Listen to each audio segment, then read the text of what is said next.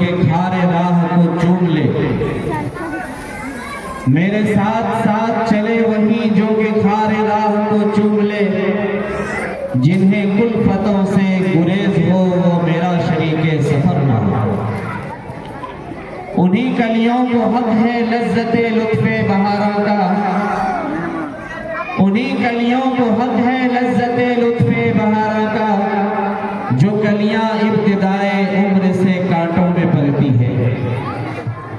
نہایت ہی قابل احترام صدر مجلس، باوقار علماء اعظام، کثیر تعداد میں بیٹھی ہوئی میری پردہ نشین ماں اور بہنوں، عزیز بچوں، طلبہ اور طالبات اور معزز حفاظ کرام، نہ گھر کو نہ در و دیوار کو بدلو، نہ گھر کو نہ در و دیوار کو بدلو، نہ ملک کے ٹھیکیدار کو بدلو، زمانہ ایک دن تمہاری قدموں میں ہوگی،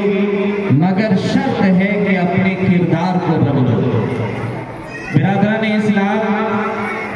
مکہ کی سرزمین جب اپنی وسعت کے باوجود تنگ ہو گئی اور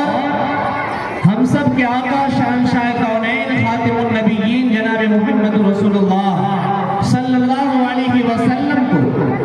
وہاں لوگوں نے مجبور کر دیا، تو آپ مکہ چھوڑ کر مدینہ تشریف لے کر کے گئے۔ جب مدینہ تشریف لے گئے تو وہاں پر ایک انقلابی صورت دیکھنے کو ملا،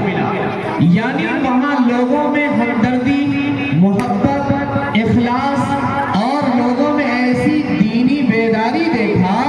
کہ جس کو دیکھ کر کے صحابہ میں بڑی پریشانی اور بہت زیادہ تعجب ہونے لگا کہ بھائی یہ بھی کوئی انسان ہے یا کوئی اور مخلوق ہو، کیونکہ ان کے اندر ایثار اور محبت حد سے زیادہ پایا جا رہا تھا۔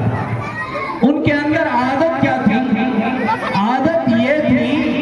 کہ ہر آدمی یہ چاہتا تھا کہ ہم نبی صلی اللہ علیہ وسلم کو اپنے گھر مہمان ٹھہرائیں، اور وہاں کے جو مسلمان تھے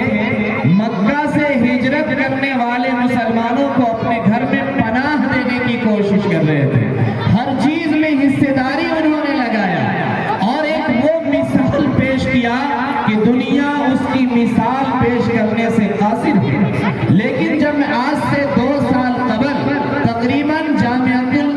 جب ہی فلاح پبلک اسکول میں آیا تو یہاں پتا چلا کہ جتنے بچے یہاں پڑھتے ہیں جو مقیم ہیں یہاں کے بستی والے اتنے بڑے فراخ دل اور سخی ہیں کہ اللہ کا شکر ہے، ایک ایک بچے کو وہ اپنا بیٹا کی طرح مانتا ہے اور اپنے گھر میں لے جا کر کے ادب سے کھانا کھلاتا ہے اور پوری ذمہ داری اس کا وہ ادا کرتا ہے۔ وہ ایثار، وہ ہمدردی، وہ محبت یہاں کے بستی کے لوگوں کے اندر ہم نے دیکھا،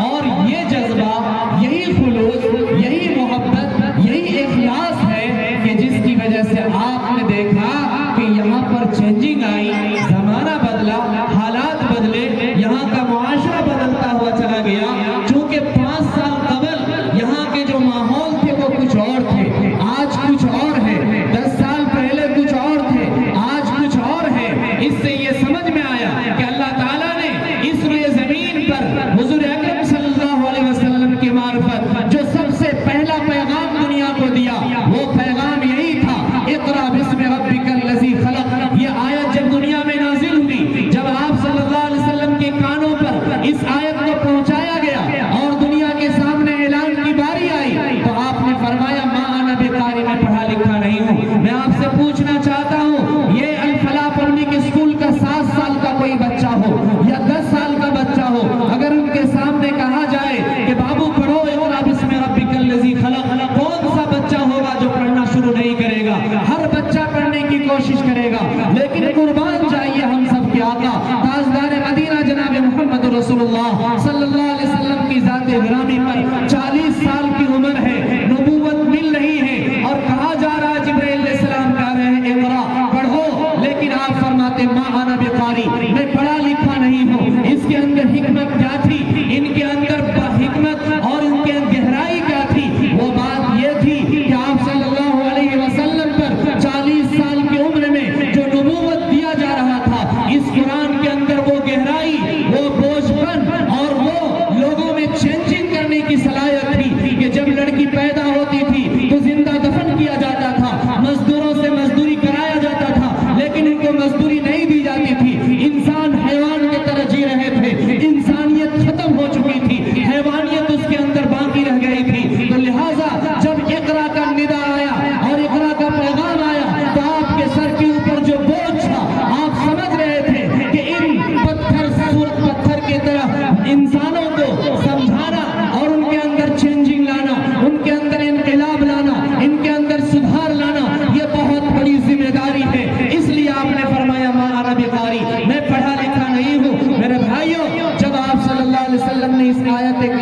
پڑھا آپ کے سر کے اوپر تاج رکھ دیا گیا. یہ کون سی آیت تھی؟ وہ آیت لو انزلنا ھذا القرآن علی جبل لرأیتہ خاشعا متصدعا من خشیۃ اللہ. اگر اس آیت کو کسی پہاڑ پر نازل کیا جاتا تو پہاڑ ریزہ ریزہ ہو جاتا. اگر اس قرآن کی آیت کو انا عرضنا الامانۃ علی السماوات والارض والجبال فابین ان یحملنها واشفقن منها وحملها الانسان، اگر آسمان پر اس کو نازل کیا جاتا تو آسمان دب جاتا. اگر زمین پر نازل کیا جاتا زمین پھٹ جاتی. دنیا کے اندر کسی چیز کے اندر اس قرآن کو برداشت کرنے کا چھمتا نہیں تھا. اس قرآن کو اپنے دل میں جو جذب کیا، جس انسانوں کو اس قرآن کا محور بنایا، وہ ہم سب کے آقا تاجدار مدینہ شہنشاہ کونین جناب محمد رسول اللہ صلی اللہ علیہ وسلم کی ذات غلامی ہے. میری ماں اور بہنوں، آپ کو معلوم ہونا چاہیے کہ جب آپ کے اوپر وحی الہی نازل ہوتی تھی، اما عائشہ رضی اللہ تعالیٰ عنہ فرماتی ہے جب آپ اونٹ پر بیٹھے رہتے تو اس کی بوجھ سے اونٹ بیٹھ جایا کرتی تھی. آپ کا جسم میں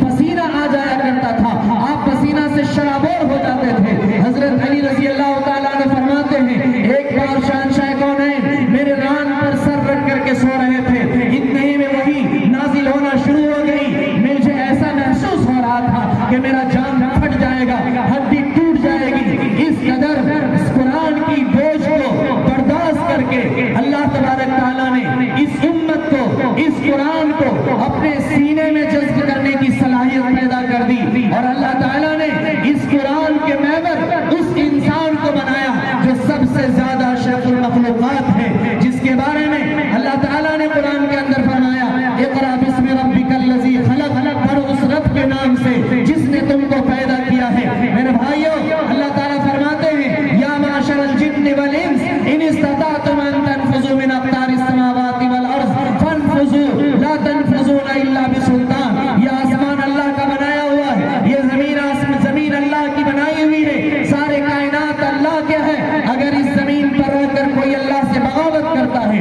اللہ کی نافرمانی کرتا ہے تو فانفذوا، آسمان کے سائے سے نکل جاؤ، زمین چھوڑ کر کے بھاگ جاؤ. لا تنفذون الا بسلطان، جہاں جاؤ گے اللہ کا آسمان نظر آئے گا، جہاں جاؤ گے اللہ کی بنائی ہوئی زمین نظر آئے گی. اللہ اگر چاہے گا تو آسمان کو گرا دے گا، اللہ چاہے گا زمین کو پھاڑ دے گا. لہٰذا اللہ سے کوئی نہیں بچ سکتا ہے. اس لیے سب سے بڑی ذمہ داری اس قرآن کو جو سینے میں سمیٹا ہوا ہے. ابھی آپ کے سامنے مولانا منظور صاحب نے بتایا کہ جس کے سینے میں قرآن کا کوئی حصہ موجود ہے تو یقین مانیے وہ دل اس کا روشن ہے، اللہ کی محبت اس کے دل کے اندر ہے، اور اللہ تعالیٰ نے ایمان کا نور اس کے سینے میں اتار دیا ہے. اور جس کے دل میں اللہ کا نور ہوگا، ایمان کا نور ہوگا، قرآن کا نور ہوگا، اس دل میں شیطان نہیں بچ سکتا ہے. اور جس دل میں اللہ کا کلام نہیں ہے، یقین مانیے اس میں شیطان بسا کرتا ہے، اور شیطان اس کو اپنے نرگاہ میں لیتا ہے، شیطان اس کو بہلاتا ہے، شیطان اس کو پھسلاتا ہے، شیطان گناہوں میں کی طرف اس کو ڈال لیتا ہے. قرآن کریم کے ذخیرہ آیات کو آپ اگر پڑھیں گے، احادیث مبارکہ کو کھنا لیں گے، فقہ کی کتابوں کو پڑھیں گے تو آپ کو معلوم ہوگا کہ ایک حصہ میں اللہ تعالیٰ نے عبادات کو بیان فرمایا ہے، اور 3 حصہ ایسا ہے جس میں اللہ تعالیٰ نے معاشرت کو بتایا ہے، معاملات کو بیان فرمایا ہے. تو لہٰذا آج ہمارے نزدیک المیہ یہ ہے کہ ہم نماز، روزہ، حج اور زکوٰۃ کو تو عبادت ماننے کے لیے تسلیم کرتے ہیں، لیکن جب معاملات کی باری آتی ہے، معاشرت کی باری آتی ہے تو اس وقت زیرو پر آؤٹ ہو جاتے ہیں. اس وقت ہمیں معلوم نہیں ہوتا کہ یہ بھی دین کا ایک حصہ ہے. مثلا نکاح کی باری ہو، یا ولیمہ کی باری ہو، یا ختنہ کی باری ہو، یا عقیقہ کی باری ہو، یا لین دین کا معاملہ ہو، بیع و شراء کا معاملہ ہو، اس کے علاوہ جتنے بھی معاملات ہوتے ہیں اس معاملہ میں ہم بچھڑ جاتے ہیں. حضرت مولانا شیخ علی تھانوی رحمۃ اللہ علیہ ایک اللہ کے بندہ ان سے ملنے کے لیے آئے. انہوں نے ان کو محبت کی نظر سے دیکھا، کچھ ان کو نصیحت فرمائی اور کہا کہ دیکھ رہے آخری سانس تک تم اسلام پر قائم رہنا اور ایمان پر مضبوطی سے جمے ہوئے رہنا. دوسری مرتبہ پھر ملاقات کرنے کے لیے آیا تو انہوں نے کہا حضرت کچھ نصیحت فرما دیجئے. تو انہوں نے کہا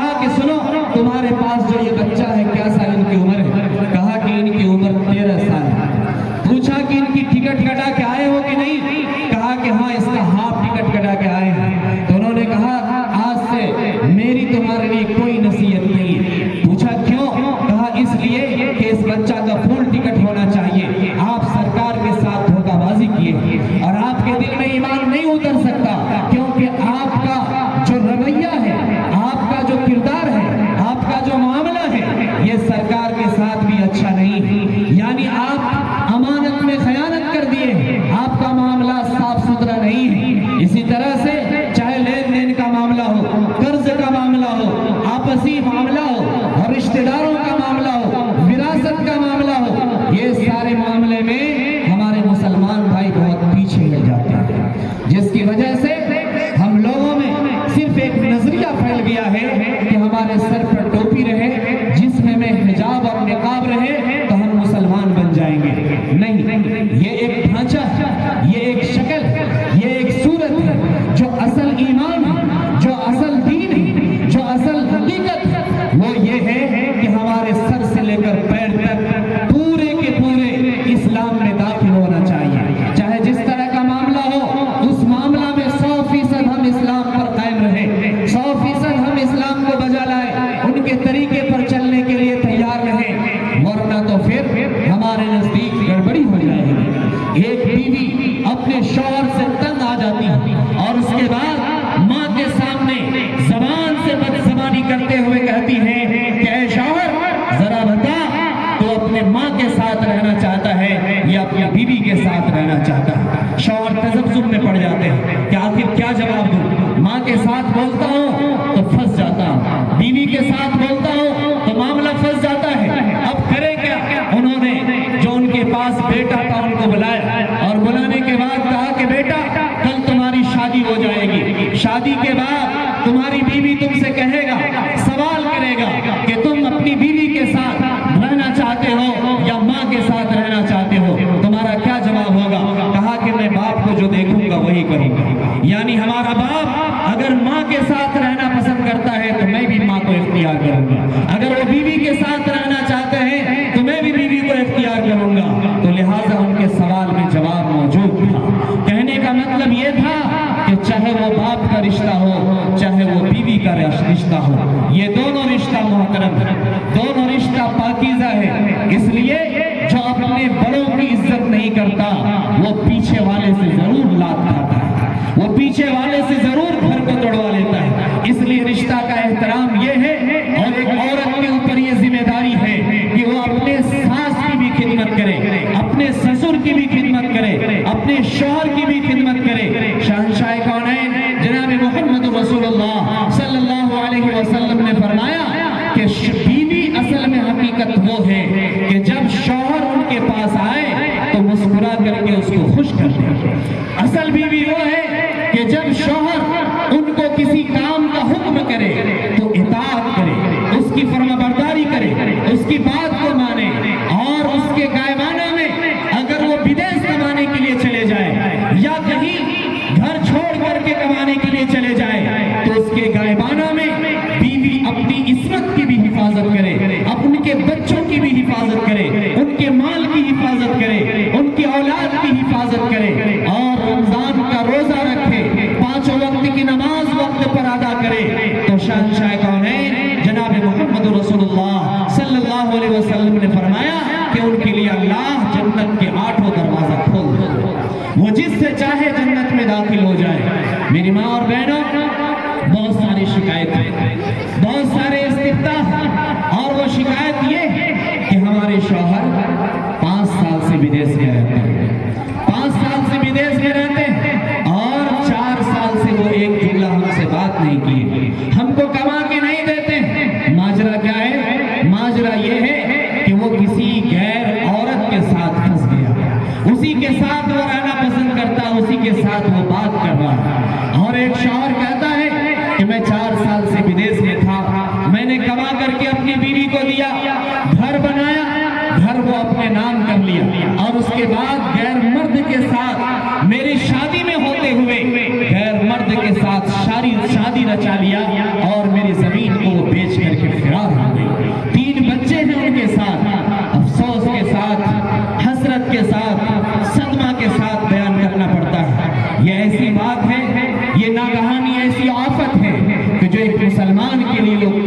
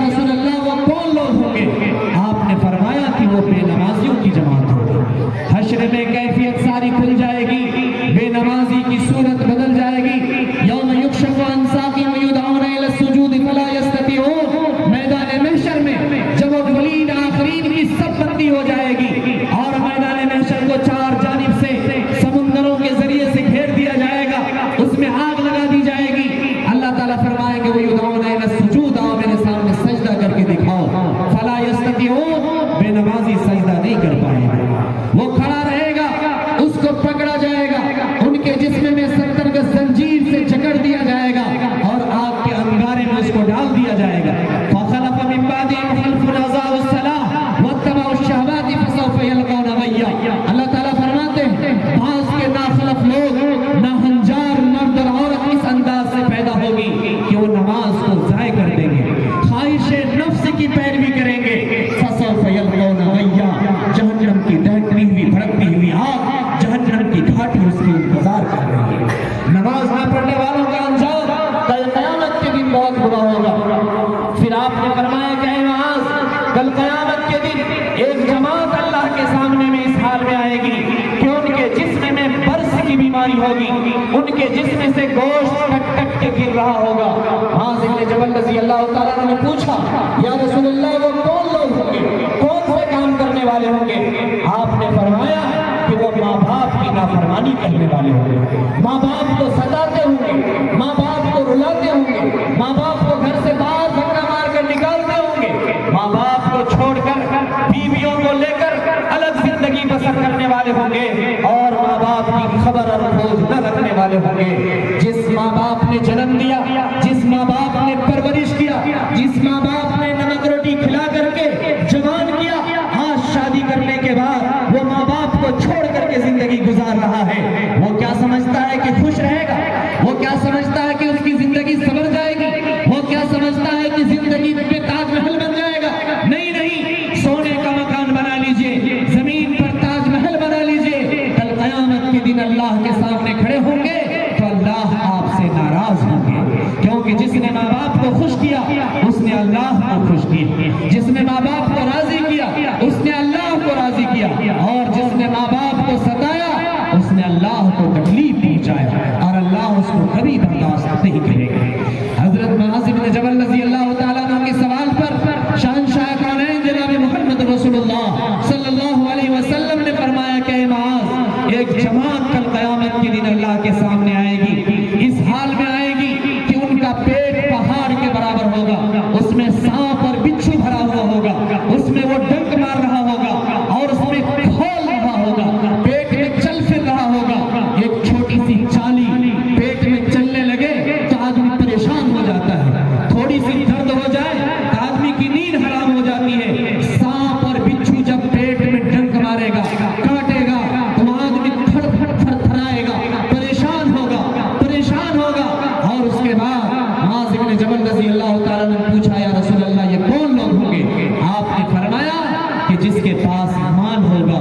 دولت ہوگا، سلطنت ہوگی، بادشاہت ہوگی، لیکن اس کے باوجود اللہ کے راستے میں اپنا مال خرچ نہیں کرتا ہوگا، جو مال کو گن گن کر کے رکھتے تھے، مدارس میں خرچ نہیں کرتے تھے، مساجد میں خرچ نہیں کرتے تھے، غریب مسکین پر خرچ نہیں کرتے تھے، یتیم بیواؤں کو اپنا مال نہیں دیا کرتے تھے، مفلس کو نہیں دیتے تھے، اور قید خانے سے چھڑانے کے لیے کسی جیل میں پھنسے ہوئے نہتا اور